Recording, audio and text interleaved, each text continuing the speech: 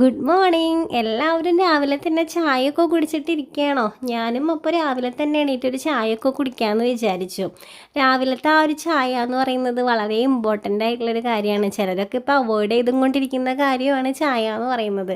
പക്ഷെ നമുക്ക് എപ്പോഴും മനസ്സിനാണെങ്കിലും ശരീരത്തിനാണെങ്കിലും ഒരു ചായ കുടിച്ച് കഴിഞ്ഞാൽ ചെറിയൊരു ഉണർവ് കിട്ടുന്നതായിട്ട് പലപ്പോഴും എനിക്ക് തോന്നിയിട്ടുണ്ട് കേട്ടോ.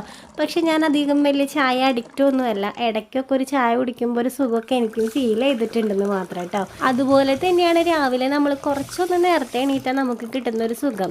നമ്മൾ എണീക്കുന്നതിനേക്കാളും ഒരു അരമണിക്കൂറോ ഒരു മണിക്കൂറോ മുൻപ് ഒന്ന് എണീറ്റ് നോക്കിയാൽ അപ്പം നമുക്ക് കുറച്ച് പുതിയ അനുഭവങ്ങളും കൂടെ നമ്മുടെ ലൈഫിലേക്ക് കിട്ടുന്നതായിട്ട് ഫീൽ ആയി കേട്ടോ. എനിക്കങ്ങനെ പല ദിവസങ്ങളും തോന്നിയിട്ടുണ്ട്.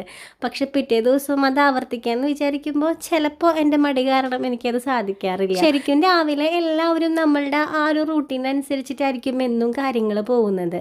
അപ്പോൾ നമ്മൾ ഇന്ന സമയത്ത് എണീറ്റാൽ നമ്മളുടെ ഇന്ന പണികളൊക്കെ തീരും എന്നുള്ള രീതിയിലായിരിക്കും നമ്മൾ എല്ലാ കാര്യങ്ങളും ചെയ്യുക.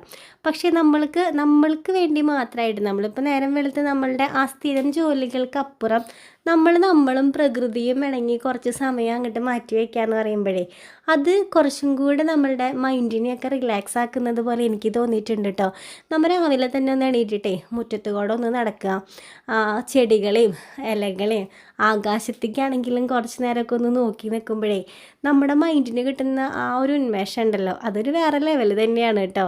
എനിക്ക് പലപ്പോഴും അത് ഫീൽ ചെയ്തിട്ടുണ്ട്. നിങ്ങളൊന്ന് പരീക്ഷിച്ച് നോക്കിയേ, ചിലപ്പോൾ നിങ്ങളുടെ ലൈഫിലും വലിയൊരു മാറ്റം വരുത്താനായിട്ട് സാധിച്ചെങ്കിലോ.